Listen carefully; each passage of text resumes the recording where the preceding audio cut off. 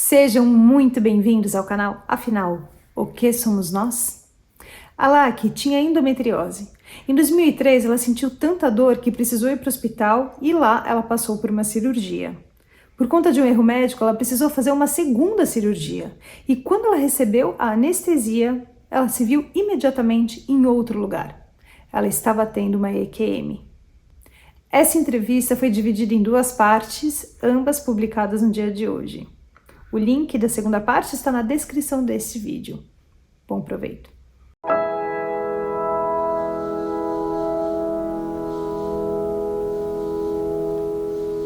Boa tarde, Laki. Muito obrigado por você aceitar compartilhar conosco do canal Afinal O que Somos Nós, a sua experiência de quase morte, o seu aprendizado a partir dessa experiência de quase morte.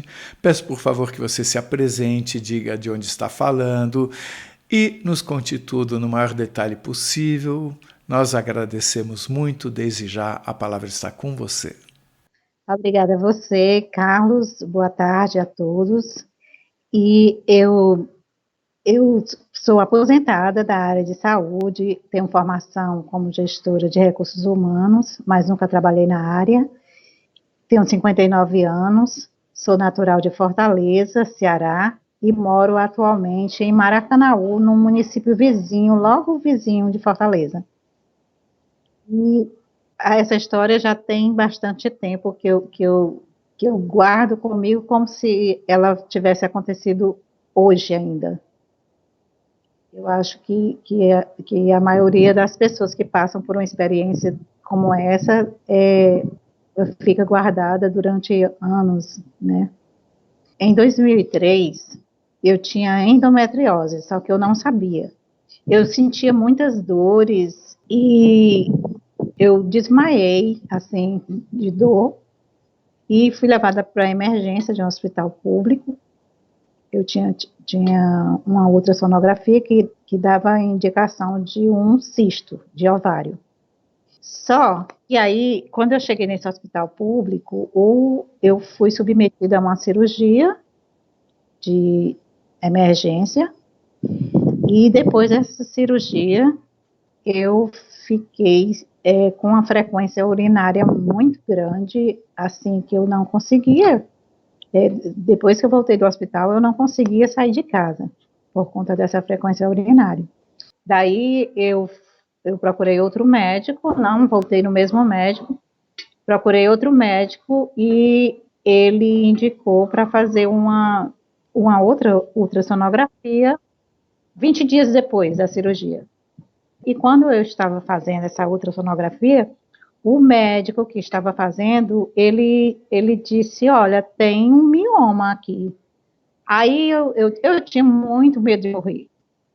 Aí eu pensei, pronto, eu estou com câncer, o médico fez a cirurgia, só fez me abrir e viu que é um câncer que já não tem jeito e não me contou nada. Eu achava que ele tinha falado para minha família.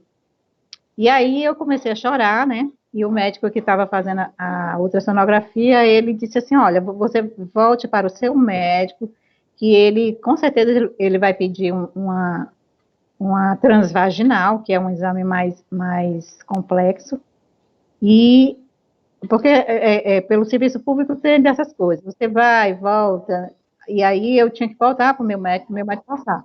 Mas aí, como ele viu que eu estava muito aflita, o médico que estava fazendo a ultrassonografia, ele perguntou se eu gostaria que ele fizesse logo ali, antes, sem precisar passar pelo meu médico de novo, demorar mais tempo. E então ele fez. E aí deu esse diagnóstico de um mioma, né? E aí eu comecei a chorar, minha cunhada estava comigo, a minha cunhada chorou também, né? Pensando a mesma coisa que eu. E aí nós resolvemos procurar outros médicos, pasme, mas só depois do 5º médico foi que eu vim me convencer de que não era um câncer. E aí o médico falou que tinha havido o médico anterior que fez a cirurgia, tinha havido um pequeno erro ali, que ele não falou o que era, né? pela ética médica, ele não falou o que era, mas falou, olha, é vida que segue, nós vamos cuidar disso agora, vamos agora cuidar da sua saúde, e provavelmente você vai passar por uma cirurgia, mas não agora, né, que estava muito recente, mas não se preocupe, não é câncer. Mas nada me convencia, né? E aí eu fui indicada para um médico que era diretor do hospital em que eu fiz que eu fiz a laparoscopia. Ele indicou uma laparoscopia. E aí, quando eu fui fazer a laparoscopia, eu lembro bem quando o anestesista chegou, eu já estava deitada na maca, na sala preparatória, né, para a laparoscopia, e aí o médico anestesista disse, agora eu vou botar você para dormir, você vai dormir um pouquinho. E aí eu devo ter dormido logo em seguida. Só que a impressão que eu tenho é que logo em seguida também eu já me vi numa outra sala, que não era mais aquela sala, era uma sala tipo uma UTI, que haviam 3 pacientes ali. Essa sala toda branca, e ela estava assim a meia luz, como numa UTI, né? E do outro lado da sala, tinha uma mesa com enfermeiras, 2 enfermeiras lá conversando, baixinho, né, sussurrando, e eu, era mais ou menos assim, a sala ficava aqui, a mesa delas ficava assim, à frente dos leitos, e o meu leito seria o último para quem entrasse na sala. A porta ficava do lado esquerdo tinha uma paciente que era uma senhora já idosa.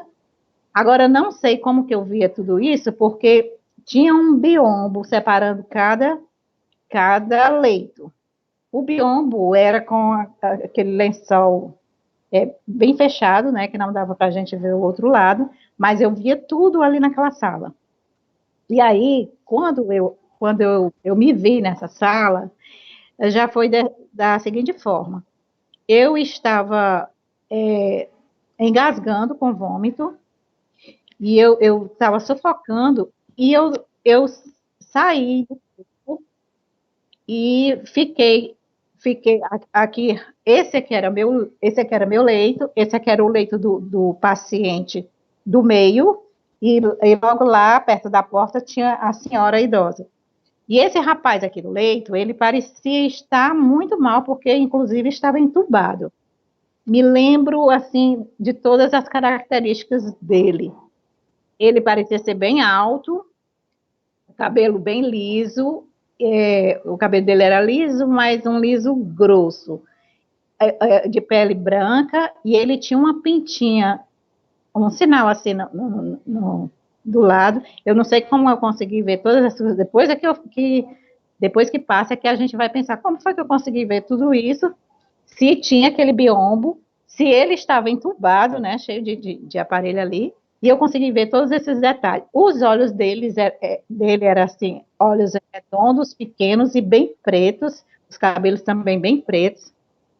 E aí, eu estava mais para o lado, quando eu saí de mim, quando eu saí do meu corpo, eu fui mais para o lado do leito dele.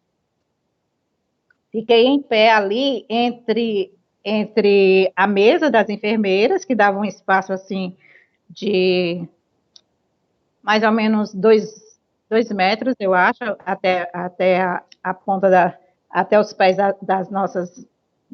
dos nossos leitos.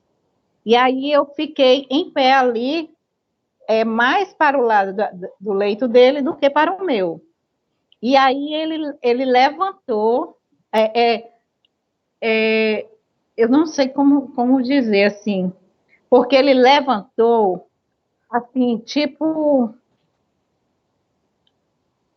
como se ele fosse, ele levantou de uma vez, mas como se fosse ficando sombras dele, assim, quando ele vai levanta, aí vai ficando sombras dele, se multiplicando, como se ele fosse se multiplicando.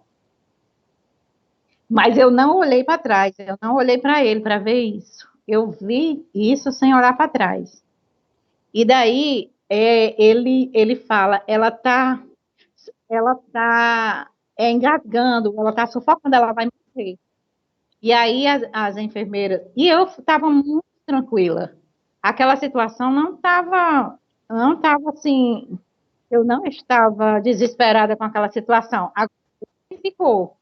Ele, Carlos, eu não sei se você está me entendendo, porque é tão difícil de explicar. Quando ele levanta da cama, é como se a sombra, assim, como se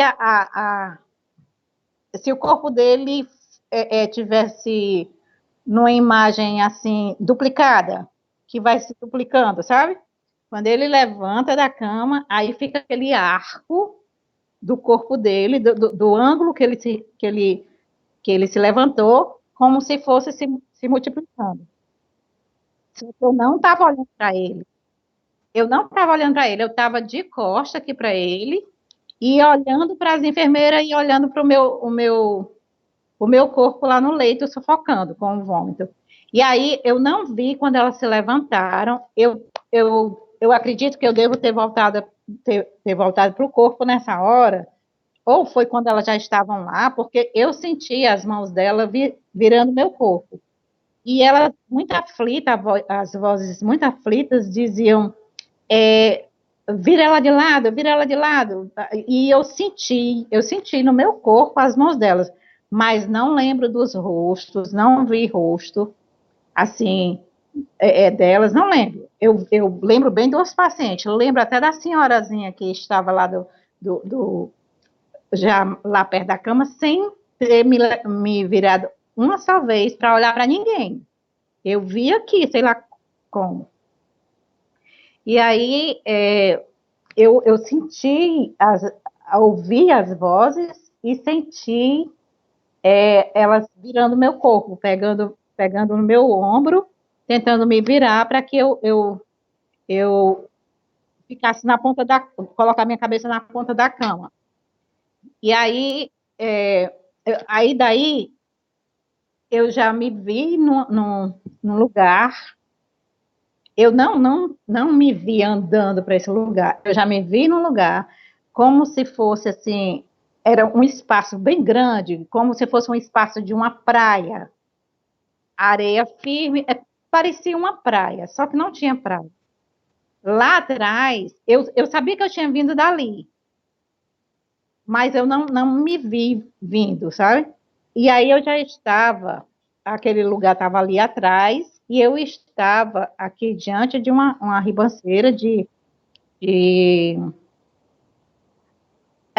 barro, areia vermelha, e ela era assim, tinha mais ou menos a altura de uma mesa, e eu estava tentando subir, mais ou menos, um pouco mais alto do que uma mesa, talvez a altura do encosto de uma cadeira. E aí eu estava tentando subir para ver o que tinha do outro lado.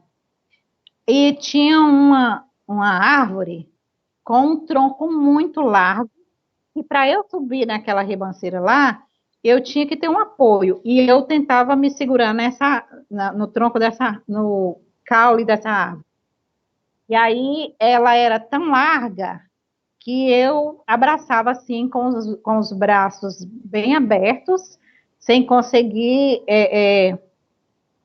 envolvê-la totalmente, né? De tão larga que ela era. E aí eu colocava um pé, eu estava eu lembro tantos detalhes, eu estava com o pé esquerdo naquela areia batida da praia, de praia, que não era praia, e eu tentava subir com o pé direito, com a perna direita, tentando me apoiar na árvore lá, né?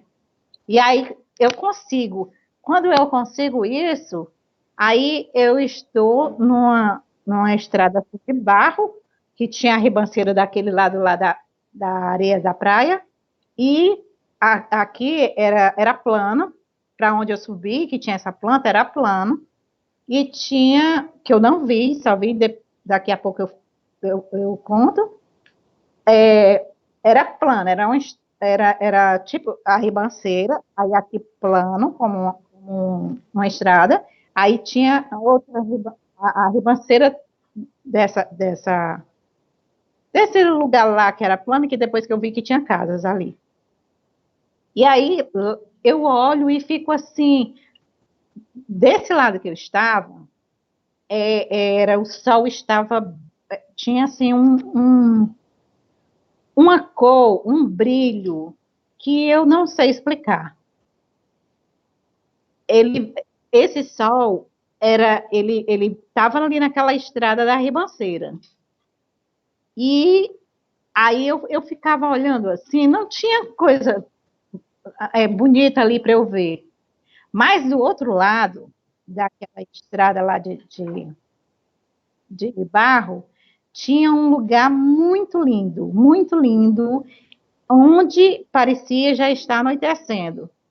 Era final de tarde, o sol já estava assim, se pondo, e aparecia um sol lindo, com cores degradantes, assim, meu Deus, é tão difícil explicar, que até dá um nó na garganta. O sol tinha umas cores assim que vinha, como no arco-íris, o arco-íris tem esse formato, né, de ar. Só que aqui era o sol e as cores vinham assim, olha, como se a cor mais brilhante do sol ficava aqui, que eu acho que deveria ser o sol. Eu não via o sol, eu sabia que era o sol. Só que aqui vinham umas cores assim, de amarelo, lilás, rosa, vermelho, aí vinha se apagando até chegar já no ponto de estar assim, entardecendo, já escurecendo um pouco. E tinha umas árvores muito grandes, muito altas, e no fim é engraçado que essas árvores, elas não tinham galhos, elas eram bem altas, de troncos de caule bem largo, e só lá na ponta delas é que tinham folhas, parecida com aquelas plantinhas suculentas, mas era um verde muito lindo, um verde assim brilhante, e o mais curioso é que só o que separava esse lugar daquele lugar que eu estava era essa estradinha lá, essa estradinha estreita, e ali já era outro mundo. Ali onde eu vi aquele sol lindo, era outro mundo. Do lado que eu estava, era um sol, assim, acho que ali um sol tipo assim, meio-dia, eu acho. E aí eu ficava encantada com aquele lugar, mas antes que eu olhasse melhor para aquele lugar, eu olho aqui para a beira daquela estrada lá, estradinha estreita de barro, tinha assim uma erosão, como se tivesse chovido e tivesse quebrado ali não é asfalto, tinha pedras, tinha assim um buraco lá, uma erosão lá. E meu pai estava ali no começo daquela erosão com a estradinha de barro. E aí, quando eu vejo meu pai, eu sabia que ele estava ali.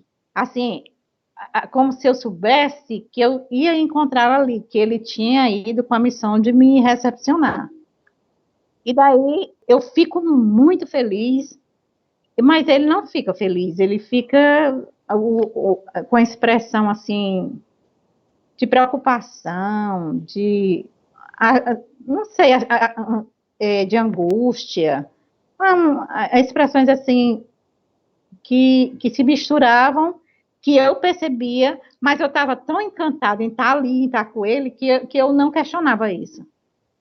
Meu pai estava com as roupas bem simples, de, de, de chinelo de dedo, tipo chinela havaiana, assim, com e dava para perceber, eu não sei como eu percebi tantos detalhes, dava para perceber que ele estava com os pés ressecados, assim, como quando a pessoa está num lugar muito quente, né, que pega muito sol, ele tinha rachadura nos pés, e os pés dele, assim, bem ressecados. E aí, ele não fala comigo, assim, ele olha para mim e eu só sinto aquela angústia nele, aquela tristeza, assim, tipo, não era para você estar aqui, alguma coisa assim. E aí a gente sai andando. Ele não me chama para ir andando com ele, mas eu sei que é para eu ir seguindo. E a gente vai lado a lado, um com o outro, mas eu estou o tempo todo olhando para aquele mundo lá, aquele outro mundo lá do sol multicolorido.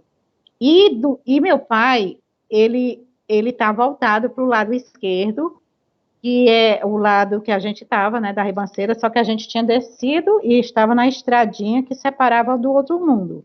Eu digo outro mundo, mas não sei se era outro mundo, não. E aí, meu pai, a gente não anda. Eu tinha te falado que era como se fosse num filme que coloca numa alta rotação. Não é. Depois eu fiquei pensando, não era assim. A gente se desloca mesmo. Eu estou aqui e daqui a pouco eu estou ali. E eu não vejo eu ir até ali. E aí, a, eu saio, e outra coisa estranha também nisso, é que a minha família sempre foi uma família assim, muito chameguenta, muito de andar de mão dadas. Meu pai faria isso assim que me visse, me abraçaria, me beijaria, e ele não fez nada disso. E nem sequer ficamos andando de mão dadas. Ficamos andando lado a lado, e meu pai falava com alguém que estava assim em cima da ribanceira, que tinha umas casinhas.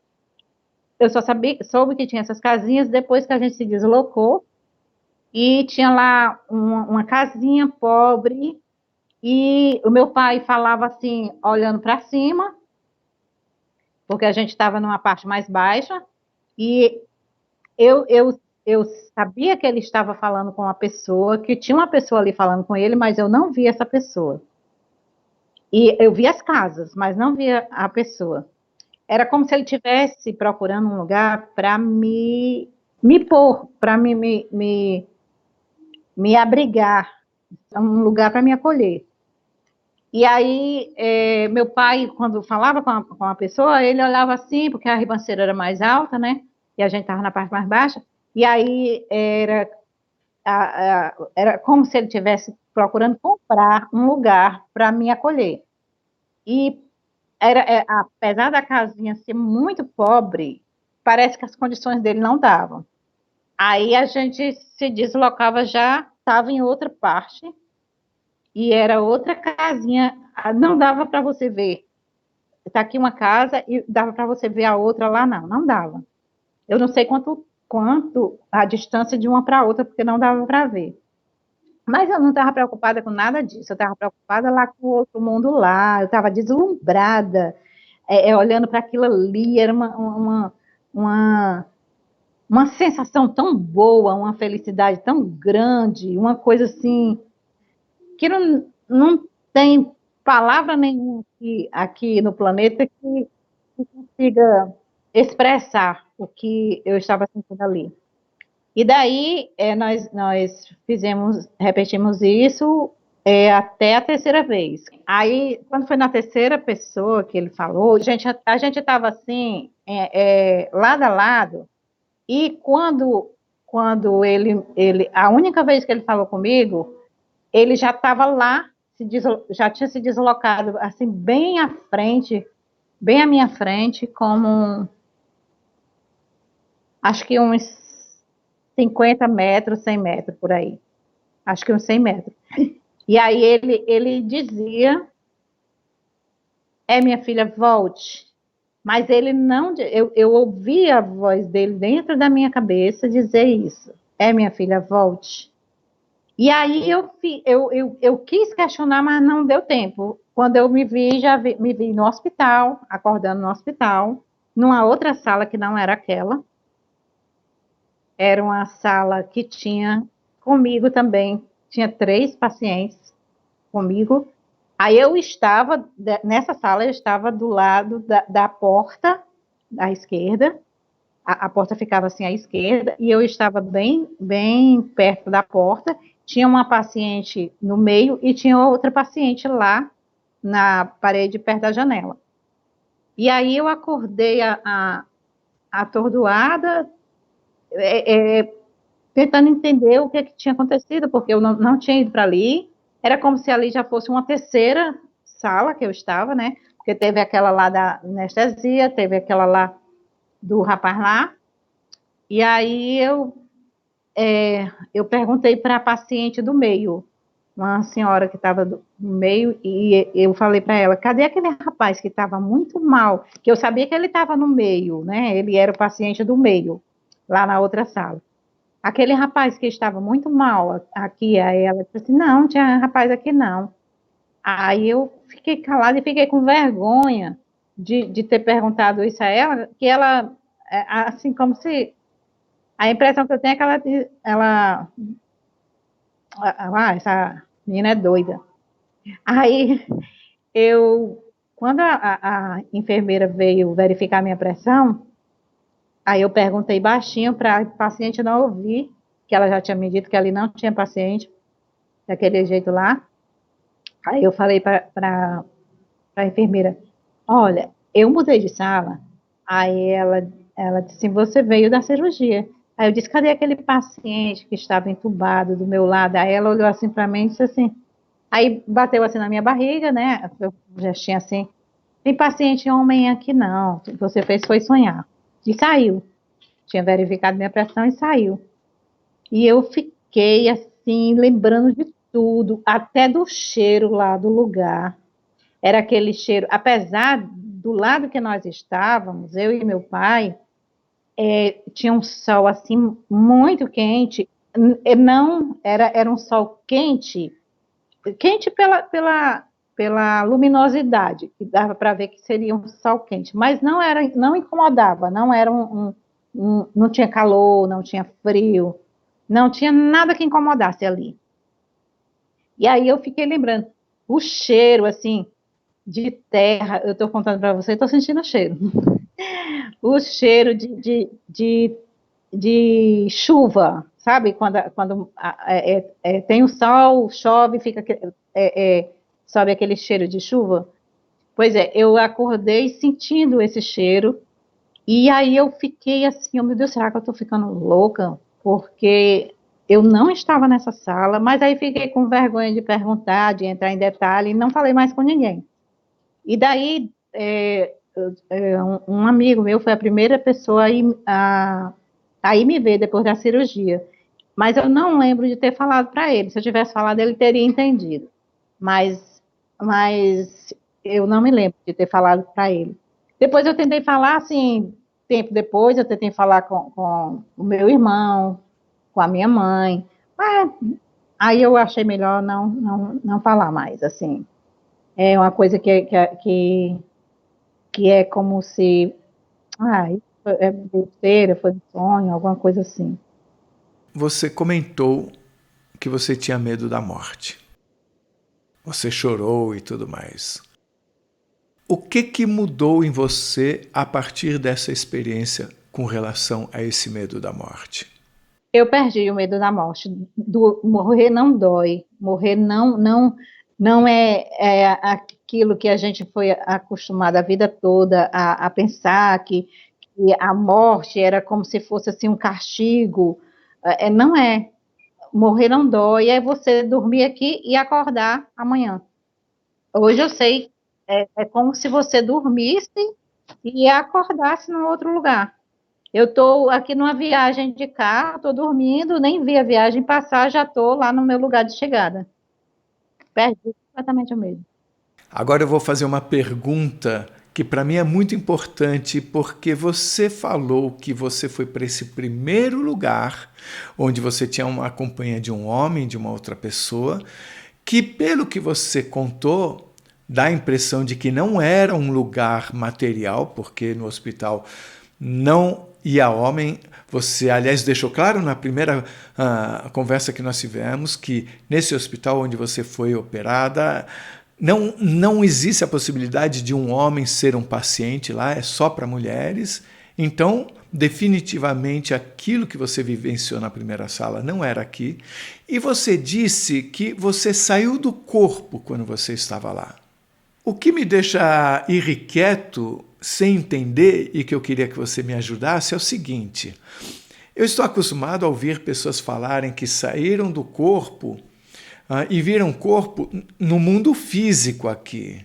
Você está colocando uma situação onde você já não estava no mundo físico e ainda assim, nesse mundo que já não era físico, você saiu do corpo. Então, aí eu me pergunto, mas espera aí, lá teoricamente já não era o mundo físico, então já não era um corpo físico. Então, como é que você entende você ter saído do corpo nesse universo que já não era o físico? Não deixem de assistir a segunda parte da entrevista da LAC, onde ela responde as nossas muitas perguntas. O link está aqui em cima e também na descrição do vídeo. Você vai amar! Se você gostou, por favor, se inscreva no nosso canal. Dê muitos likes, faça comentários, compartilhe com seus amigos, toque o sininho que você sempre fica sabendo assim que chega vídeo novo. E se você tem alguma dúvida ou passou por uma EQM e gostaria de compartilhar a sua história com o mundo, por favor, nos escreva. O nosso e-mail é afinal-o-que-somos-nós@gmail.com. Essa é uma nova fronteira do conhecimento humano. Vamos juntos atravessá-la?